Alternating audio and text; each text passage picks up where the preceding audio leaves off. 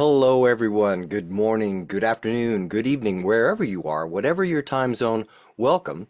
This is AI Talk, and I'm your host, Kevin Crane. Welcome to the show. Today, we will be discussing why Gen AI is now an investment priority.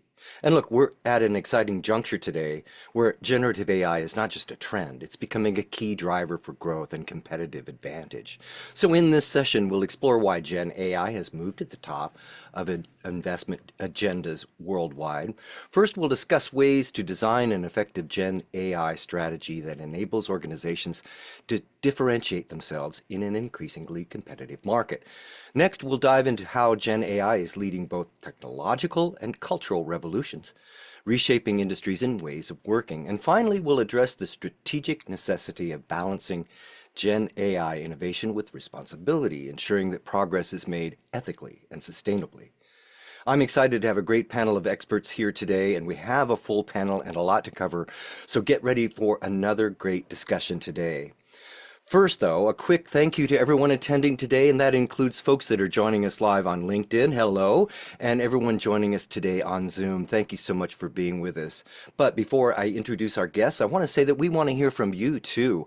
We'd like to encourage everyone attending today to participate, so please join in with your comments in the chat section. If you have a question along the way, just jump on in. I will attempt to get some of your questions into the flow of the show today, and we'll have a few minutes also at the end for your questions. But let's get right into it, starting with our great panel here today. Let's start by welcoming aboard Anthony Lewis. Anthony Lewis, partner engineering at Google. Welcome aboard. Where are you calling in from, Anthony? Thank you very much, Kevin. I'm calling in from London, and yeah, very, very happy and excited to be here. Fantastic to have you with us. Thank you so much for being with us today, Anthony. Also joining us is Nitin Bajaj, Vice President of Generative AI at NTT Data. Nitin, welcome aboard. Where are you calling in from today? Hey, Kevin, good morning. It's bright and early for me in San Diego. So happy to be here and looking forward to this conversation. Wonderful. Thank you so much for being with us, Nitin. Also with us today is Carlos Galve, Head of Generative AI at NTT Data. Carlos, where are you calling in from?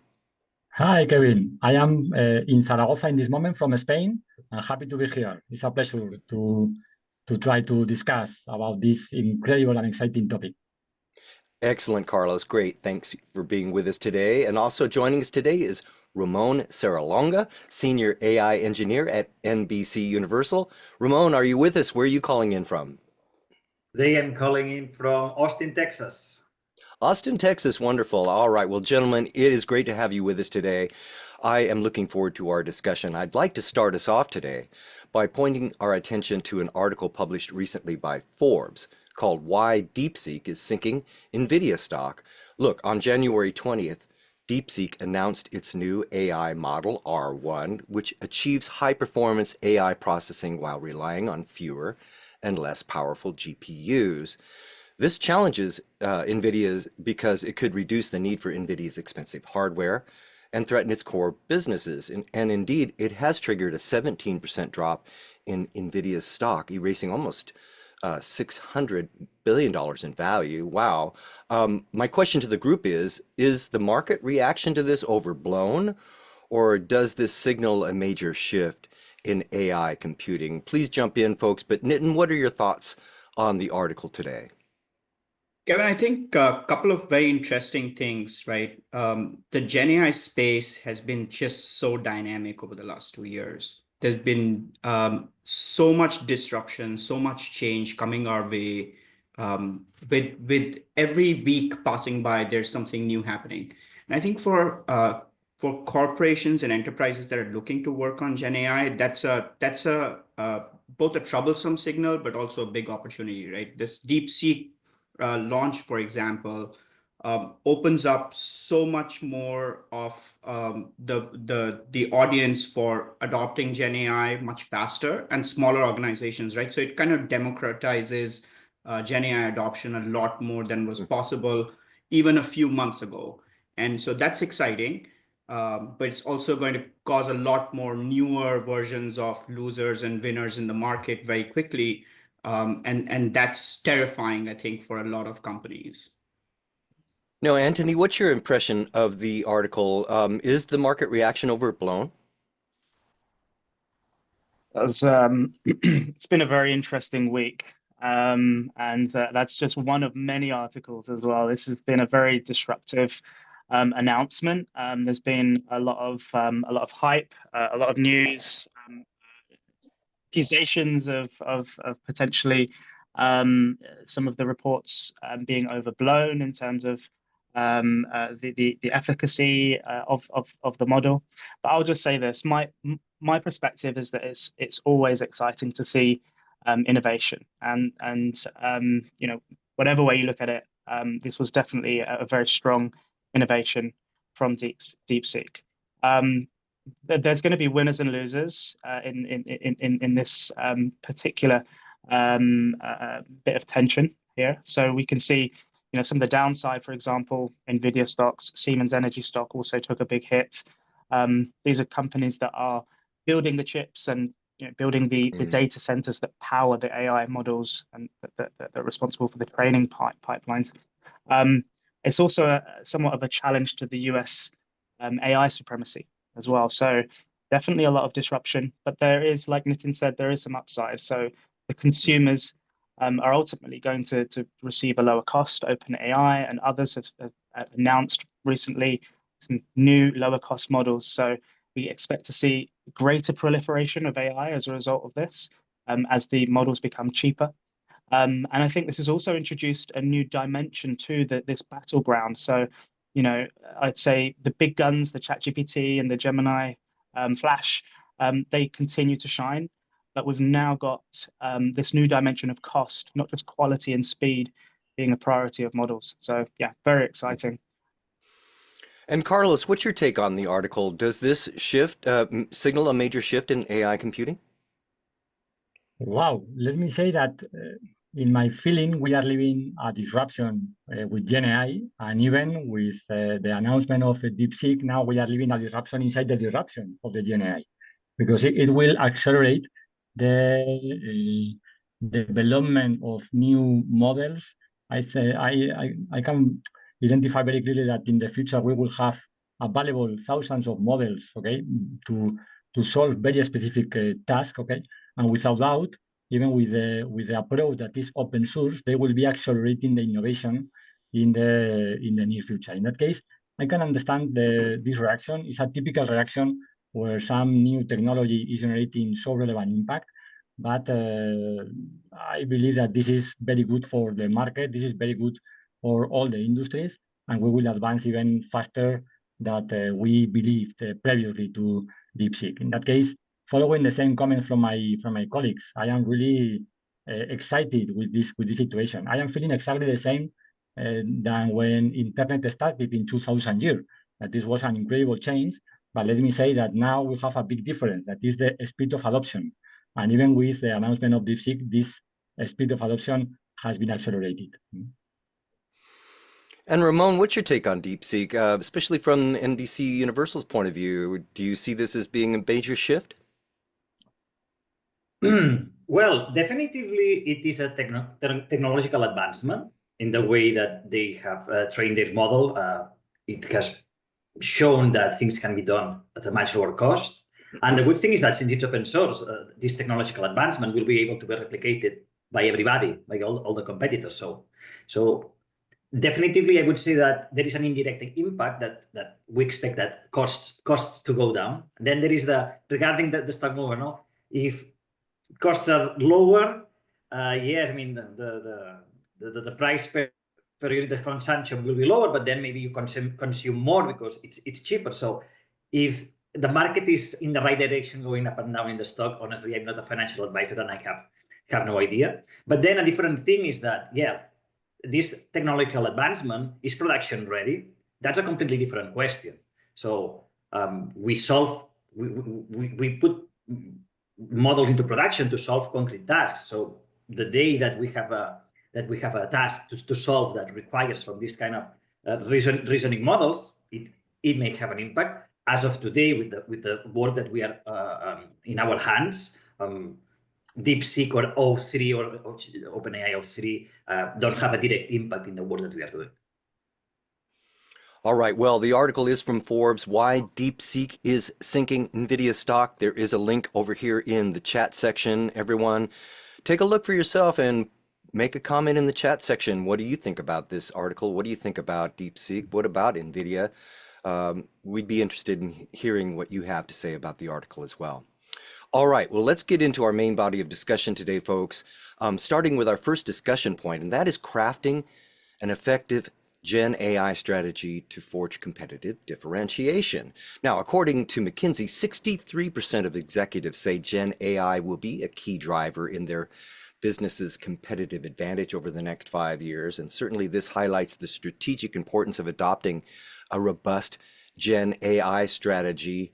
Anthony, what do you feel are some of the key elements that make up a successful Gen AI strategy? Thank you. I would say, firstly, I'd like to start with why. So, when you think about it, most industries have a really strong reliance on technology and communication.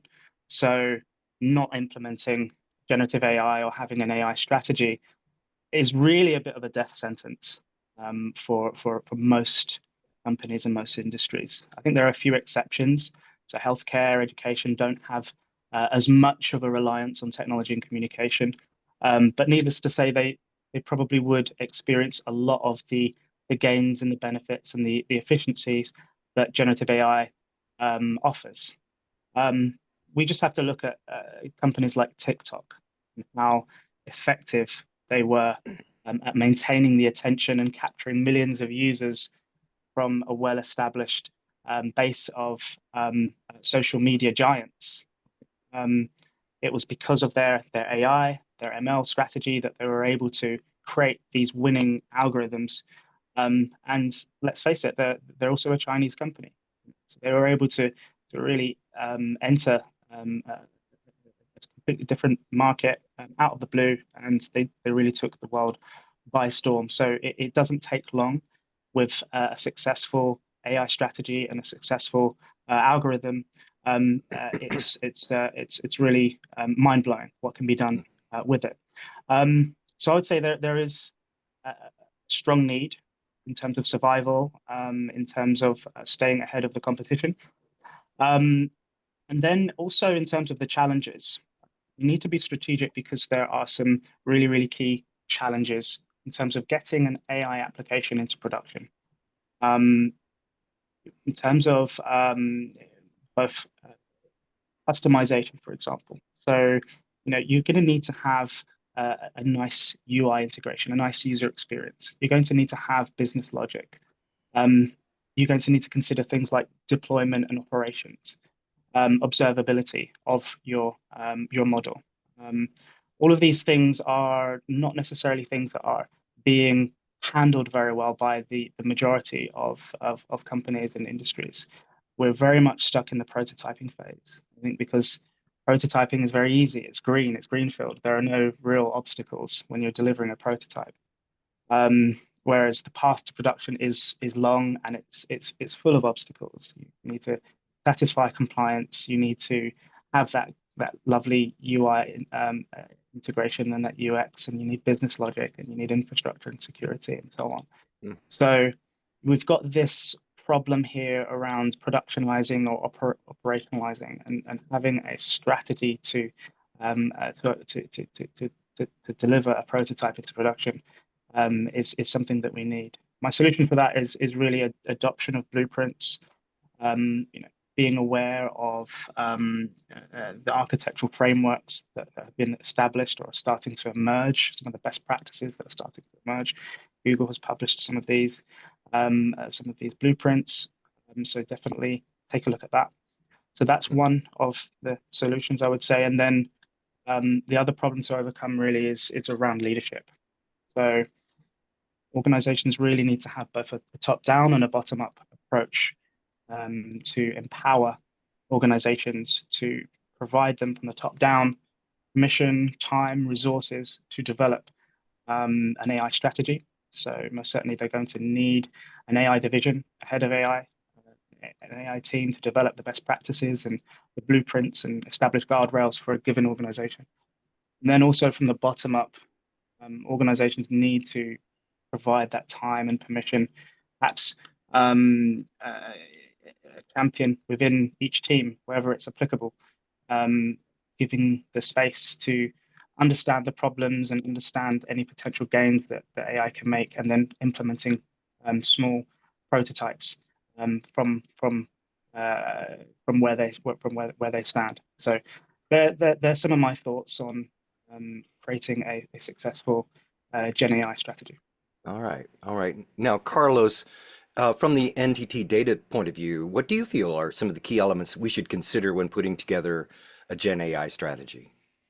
Okay, let me say that Gen AI is not only a new technology, a new capacity that is creating, of course, a new market category in the IT industry that will grow significantly in the next years. Even it is generating an incredible impact in all the industries and in all the value chains. In that case, the impact will be really huge at global level. In that case, if we really think that is so transversal and so transformational, we need to, let me say, to rethink everything. Everything in the sense of the business strategy of the company, because probably we will need to change even our objectives as a company. The business model, because probably we will need to sell different things or with a different approach, considering the higher levels of automation that the Gen AI will generate. Of course, the value offer, because we will need to sell and to approach clients with different products and solutions, or at least with a relevant evolution. The delivery model, how we will be providing our value to clients, even can be enhanced using Gen AI, and even more important, the pyramid of talent, okay? Because we will need to reskill, so let me say, practically all of our employees in order to they can take advantage of AI and Gen AI in all the tasks that they are doing day by day. Okay, but an interesting topic too is that any company needs to have two different dimensions or two different approaches or two different speeds. One is in the short term. You need to apply Gen AI as much as possible in your current value chain in order to maintain competitiveness, in order to protect your current business. But at the same time, you need to think in the short term, because the long term doesn't exist, in my opinion, considering so exponential is the curve of the technology change. But at the same time, they need to rethink completely the value chain, because all the value chain from all the industries will be totally different in 2-3 years. In that case, we are not speaking about a transformation in the next 10 years. We are speaking about a high level of automation, even with another disruption, that is the concept of smart agents, in the next 2-3 years. In that case, wow, all the companies, and we are working very actively and proactively in our company in NTT Data, we are transforming us internally and externally, of course.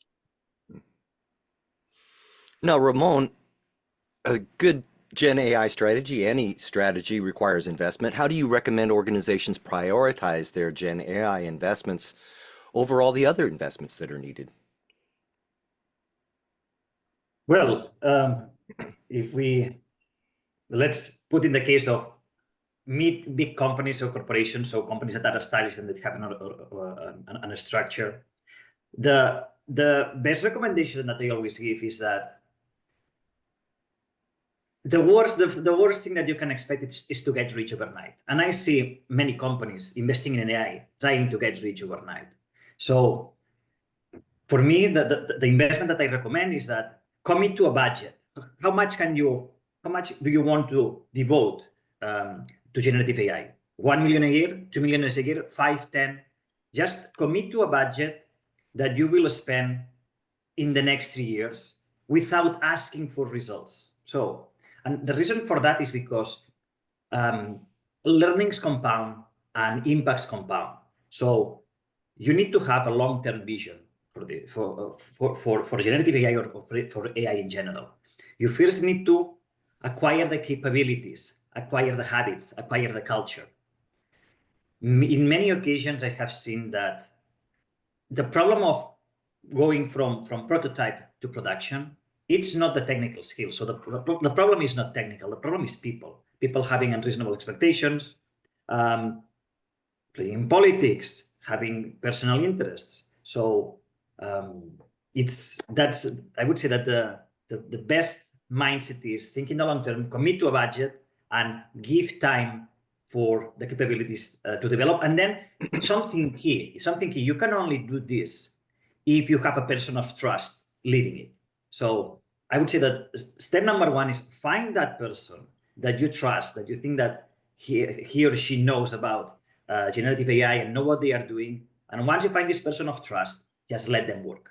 Give the investment, give time, and let them work. Now, Nitin, I mentioned that according to research from McKinsey, 63% of executives feel that Gen AI will be a driver in competitive advantage. That sounds great, hard to measure. So what are your suggestions? How do you measure the return on investment for Gen AI initiatives, and what key performance indicators should businesses track? Yeah. No, Kevin, that's a great question. And as much as there is hype, we also NTT also want to kind of understand what's the impact in our client base, right? So just like McKinsey's done some primary research, we also did some primary research and came out with a pretty vast study of close to 2,000, 2,500 people researched at the C-level, and the overwhelming kind of sentiment coming out from the research is CEOs are very, very bullish on adopting Gen AI, and there's a time horizon to this, right? It's not like you're going to get returns immediately. There's a lot of conversation today about POCs.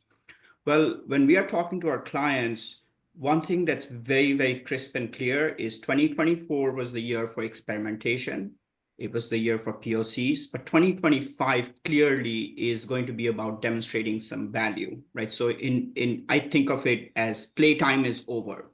We let a lot of really, really cool people work in sandboxes, develop POCs, identify where's the value propositions, et cetera, et cetera. Now, it's going to be a multi-year journey to drive value, but it's also important to move quickly away from POCs and into concrete value drivers for the organization, right? The other, I think, consideration that's going to play into the time horizon and how we measure returns is going to be the disruption element, right? There's disruption, and like Carlos said, right, disruptions within disruptions happening in the Gen AI space. And I think one of the key elements is going to be how can we be flexible designing our approach of adopting Gen AI in various parts of the business and how that translates to value, right? So you might have slightly looser horizons for capturing the value from the investment than you would for a typical project or an implementation, like or entering a new market, etc. But very important we kind of keep at it. The third element is there is still a lot of risk considerations, right? So when we talk to our clients and when we did this research, one thing that's kind of like a dichotomy is CEOs want to move fast, CISOs want to slow down in some respects, right? And it's a yin and yang. It's perfect. It's beautiful. That's the CISO's job, is to make sure they protect the company. And it's the CEO's job to drive the transformation agenda forward. But that tension, I think organizations have to work hard to keep them in balance so that this continues to be progress, but at the same time, security concerns, ethics, risks, etc., are appropriately managed. And I think that's also a key consideration, how we'll both drive value from Gen AI, but also kind of measure how we are progressing along that path, for sure. Now, Nitin, you mentioned a recent research from NTT. Can you share that, or is there a link that we might access here for the group so we can see that data as well? Sure, absolutely. Yeah, I can drop a link in the chat. Yeah, when you get a moment. On the research. Yes, absolutely. Okay. Very good. All right. Well, fantastic. All right. Let's move on to our next discussion point, and that is how generative AI is leading both technological and a cultural revolution. And look, a recent study by PwC found that 54% of CEOs believe Gen AI will have a larger impact than the internet did. Wow, this underscores how Gen AI is not only transforming technology, but really the way that we operate in businesses and the culture within organizations. Now, Nitin, how do you see Gen AI influencing culture, especially workplace culture, particularly in terms of employee roles and collaboration? Yeah. So number one, culture is going to get transformed, right? I think we're seeing more and more that over time, a vast majority of traditional jobs and roles within organizations will be transformed, and how we work is going to fundamentally change over several years, right? So there's going to be a lot of I don't like to think of it as disruption, but I think of it as more as the next step change of how humans work is coming, right? So some jobs might, go away. A lot of new jobs that we do not even know or realize will emerge, right? Think of it. 25 years ago, there was a dot-com bubble, and there was a huge hype of how the world was going to change, and then nothing happened, right? There was a dot-com crash. But all of the visions and fever dreams of that dot-com bubble over the last 20 years have essentially have become reality, right? How we bank today is completely different from how we banked 25 years ago. How we consume entertainment has completely changed from how we did it 25 years ago. And I think that's kind of the fundamental change that we're looking at with Gen AI. And so culture is going to change. In the near term, I think developing kind of an understanding and appreciation of what Gen AI can do and not do is very important. I think Ramon also highlighted this. So overblown expectations kind of drive disappointment, but you kind of have a literate workforce that understands what Gen AI can do, what it cannot do, where is it effective, where is it not effective, will help kind of temper and build more momentum for it. The other is trust, risk, and ethics are kind of very key elements, right? We have to build trust in the workforce, in the technology itself, but also how Gen AI is used ethically is going to be an important consideration for us. Well, and I do want to talk more about the ethics, the necessity for balancing ethics and innovation with Gen AI in a moment. But Nitin, thank you. I do see that we've popped here in the chat section a link to the NTT Gen AI report. Folks, take a look at that report and let us know what you think. It is there for you to take a look at now. All right. Now, Carlos, in what ways do you see Gen AI disrupting traditional business models, and how should companies prepare for these changes? Interesting question.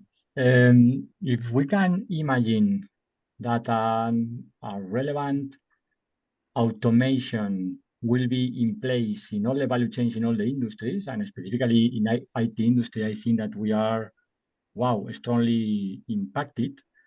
In that case, until now in consulting, we are mainly selling man hours, okay, or even we are selling the man hour cost plus a margin, okay. But if we understand, if we assume that that's a relevant part of these man hours in any kind of operation, in any kind of delivery, project delivery that we are providing, that we are bringing to our clients, will be automatized, we need to change this to value-based or outcome-based, okay? And this is not easy, let me say, because even we need to take much more risk than before, okay? Because if we are selling man hours, this is our risk, the number of man hours that we are selling. But if we are selling some kind of scope or outcome, okay, that we can commit, in that case, we are assuming a more relevant risk, okay? But let me say that Gen AI is generating a DNA change. It is an obligation to change the DNA of all the companies. As I said before, business strategy, business model, value offer, delivery model, talent pyramid. This is something completely new. Our company in the IT industry needs to be different, and not in 10 years or in 5 years, even in the next 2-3 years, we need to be different. We need to sell different things with a different business models, assuming more risks, etc., etc. Okay, but coming back to the cultural change, that is another topic that for me it is critical.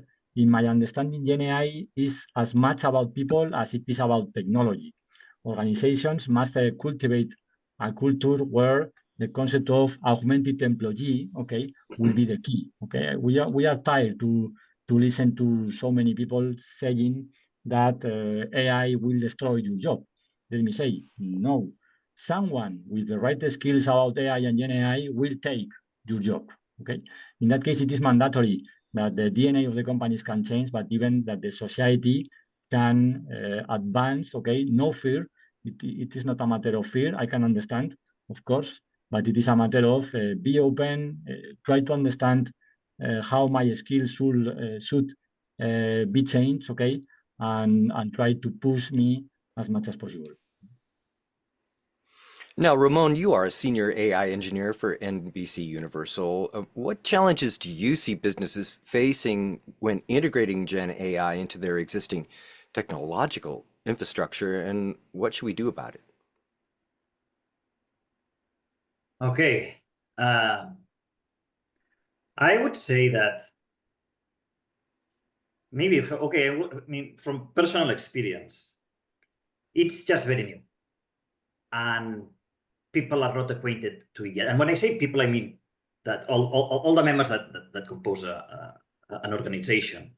So yes, you may have people like me or the team I work in, that we are specialized in this topic, and we are very acquainted with it. But it's very new for many people in the company. And you can, for instance, something as simple comparing to software development, no? So IT departments have been around for what, like 25 years, 30 years. So when you talk about things about software, the applications that you want to buy, services that you want to bring to your stack for security, for performance. So people are very acquainted. So there is a very easy dialogue. In the case of generative AI, it's so new that people are lost.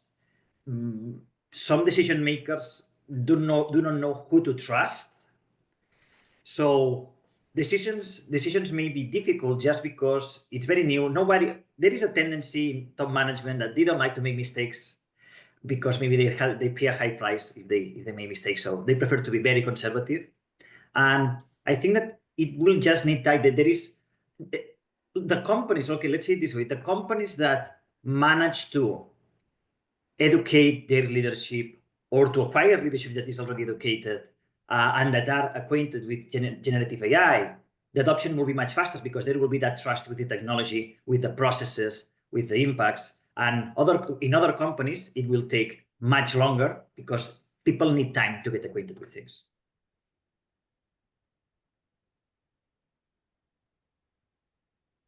You're muted, Kevin. You're mute, Kevin. Thank you. Thank you. Yes, well, very good. It helps if I press the right button. We are here today with Anthony Lewis, Partner Engineering at Google, Nitin Bajaj, Vice President of Generative AI at NTT Data, also Carlos Galve, Head of Generative AI at NTT Data, and Ramon Serralonga, Senior AI Engineer at NBC Universal. Look, if you have some questions or comments for our panel, please pop them into the chat feature. And indeed, gentlemen, we have some questions coming in from our audience today. This one from Alicia. Thank you, Alicia, for your contribution today. Alicia is asking, how do you foresee the relationship between AI and human expertise evolving, particularly in the decision-making process? Anthony, can you help us out with this? What are your thoughts for Alicia? Yeah, so just some of my thoughts and some of the experiences that I've had, working at Google. I can see that in terms of the decision-making process and how we work with AI, there's a massive adoption internally at Google, and it's been fantastic. We write much faster, or we're able to write code much faster because of generative AI. We're effectively able to give the AI tooling our entire code base, so it has context, because we have these very, very large context windows. It has context not just of the screen or the file that we're looking at, but indeed our entire source code.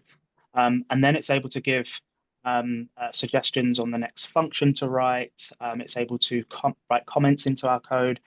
At the click of a button, it will add tests for us automatically, right? So we're getting much, much faster results, higher quality code because we're adding tests. Now there is always a risk, right? That you're just pressing tab and accepting all of the changes that the AI is suggesting. So it is always very, very important to have that human in the loop to just sort of approve the suggestions and approve the changes. But yeah, it's very exciting, and yeah, we're experiencing some wonderful gains in productivity for sure. And Nitin, we have this question coming in from Rebecca, and thank you, Rebecca. Rebecca asks, what strategies should companies adopt to foster a culture of innovation around Gen AI while managing the associated risks? Nitin, do you have a thought for Rebecca? Yeah, absolutely. I think a couple of things, right? Innovation is going to be a key driver, right? Standing in place and not innovating is, Anthony said this very eloquently earlier. It's like a death sentence, right? If you're not innovating in this space, it's going to be absolutely terrible.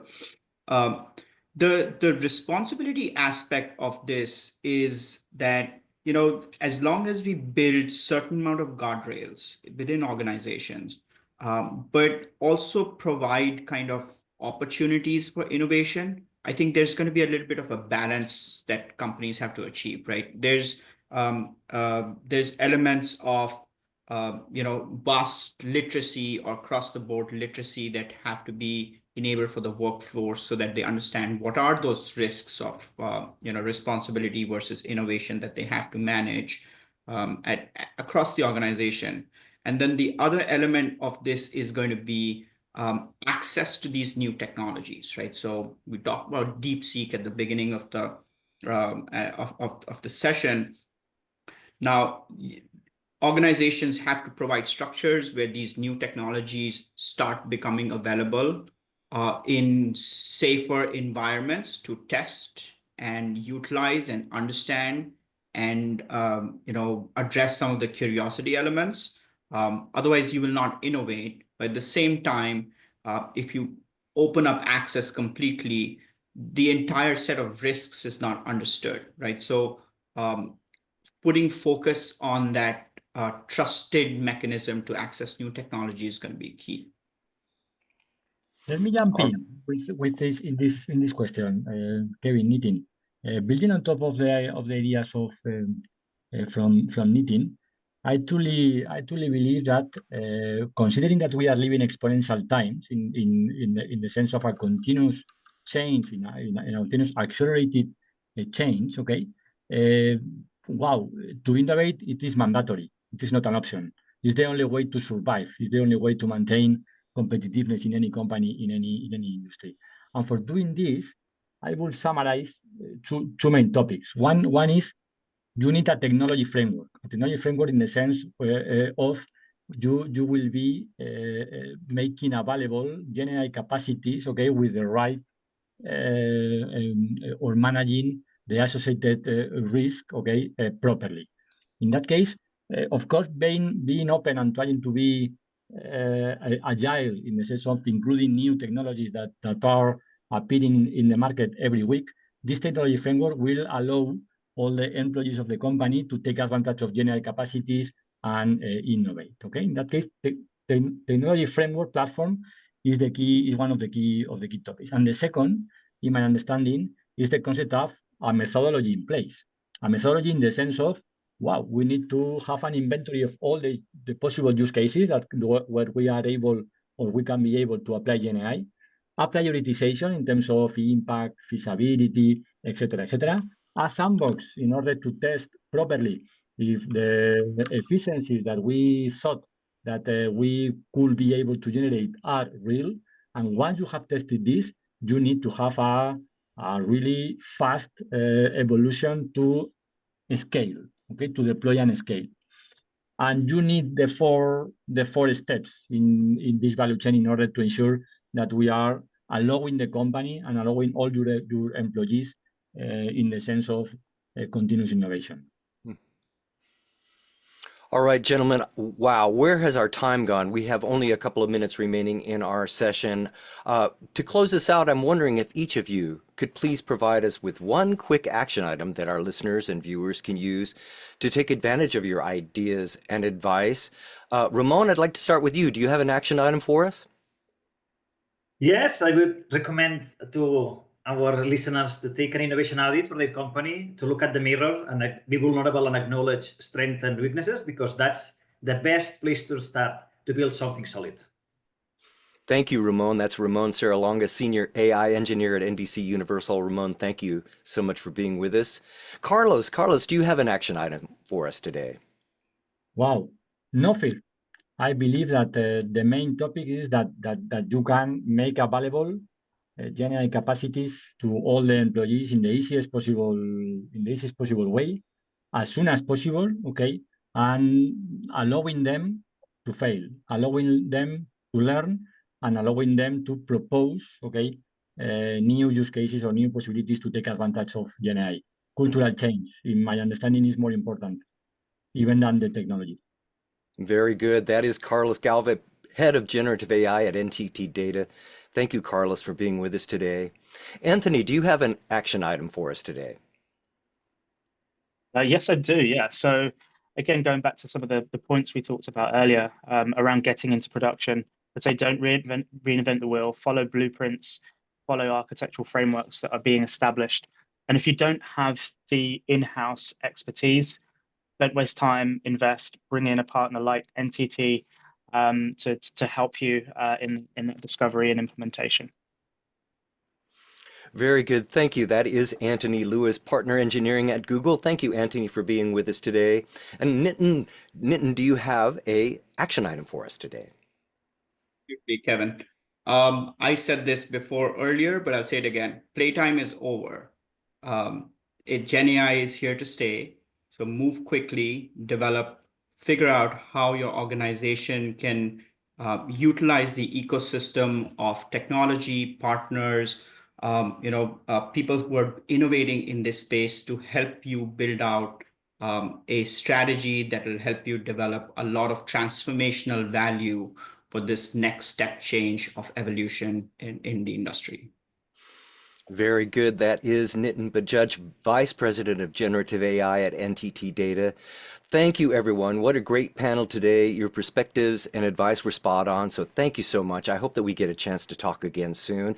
And to everyone joining us today, thank you too. Please join us again next week on February 11th with another great panel of guests discussing the topic of accelerating organizational creativity and innovation with AI. That should be another great discussion. In the meantime, if you'd like to find me, you can do so on LinkedIn. I'm happy to connect there. Check me out. I'm Kevin Crane. And you can also check out my weekly audio podcast, the Digital Transformation Podcast. But for now, that'll do it for this episode of AI Talk. And until next time, I'm Kevin Crane. Thanks for watching.